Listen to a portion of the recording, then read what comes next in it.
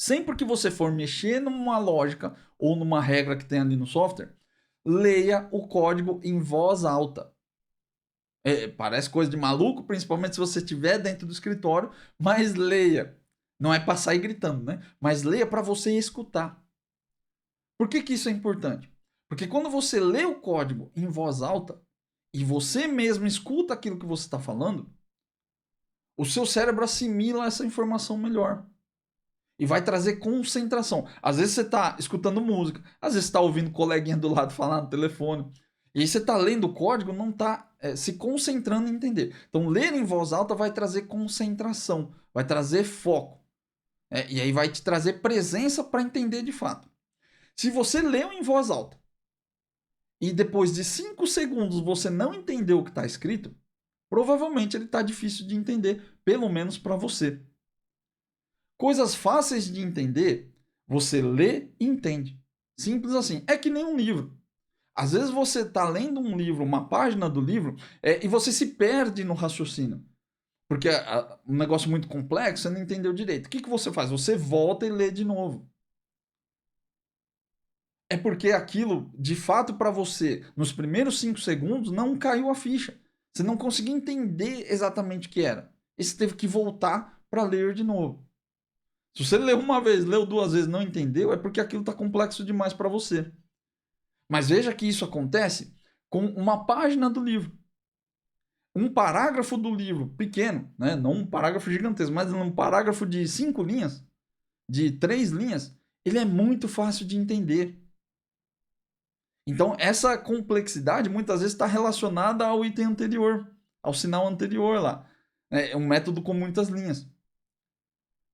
Então, se você tem uma lógica muito extensa, é mais difícil de entender e de assimilar. Mas faça isso, leia o código em voz alta. Às vezes não precisa ser um método inteiro. Às vezes é só um if que tem ali dentro do seu código que está difícil de entender. Então pega esse trecho que você precisa ler alterar, né? Lê em voz alta. Se você demorar mais de 5 segundos para entender, é porque o negócio está difícil mesmo. Né? Independentemente da sua habilidade. Se é um trecho pequenininho, precisa ser entendível. Se não for, o código não está legal. Outra coisa que você pode aplicar é o conceito de complexidade ciclomática. Dentro do Visual Studio, existe uma ferramenta aqui, ó, em Tools, aqui ele está em inglês, né? Vocês não vão conseguir ver aqui. Eu vou mudar a minha visão aqui do Visual Studio. Aí dá para ver o menu. Ó, tem um cara aqui que é o... Não, é o menu Analyze aqui, não é em Tools. Tem uma opção aqui, ó, Calculate Code Metrics. E você coloca aqui, ó, For Solution, que está em inglês, tá? Talvez o seu esteja em português. Ele vai criar esse cálculo aqui, ó. Deixa eu rodar ele para você ver. Vou rodar só para um projeto, ó. Ele rodou aqui, tá pequenininho. Porque essa janelinha eu não consigo dar zoom, tá? Mas olha só, ele criou aqui um monte de métricas, né, de índice de manutabilidade, tem um monte de coisa aqui. Mas tem aqui, ó, complexidade ciclomática. E você consegue ver qual é a complexidade de cada método que você tem aqui, ó. Deixa eu pegar um handler aqui, ó. Tem o método handle aqui, ó. Tá vendo? Ó? Complexidade ciclomática 3. Então, existe aqui se você passar o mouse aqui, não sei se dá para enxergar, ó, ele mede a quantidade de branches, né, o número de branches do seu código, de divisões do seu código, né, divisões de lógica. Branches é ramificação, né? Lower values are better, quer dizer, valores menores são melhores. Então, quanto menor for, melhor é o código. Nesse caso aqui, ele tem complexidade 3, então é uma complexidade boa.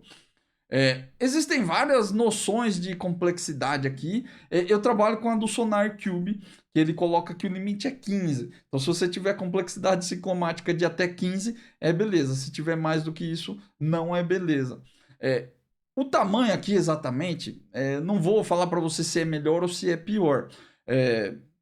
Porque isso, como eu disse, depende um pouco do quanto você tem habilidade com o código, do quanto você tem habilidade com a linguagem. Deixa eu voltar a visão aqui do Visual Studio.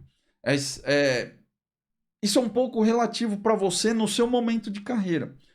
Mas existem balizadores, como o SonarQube, por exemplo, ou outras ferramentas de análise estática. E você pode seguir. Se você não tem um limite, nunca ouviu falar de complexidade ciclomática, usa o limite dessas ferramentas. Né? 15 acho que é um bom número. Eu acho que é 15. Agora eu tô falando, eu não tenho certeza. Mas eu acho que é 15 mesmo.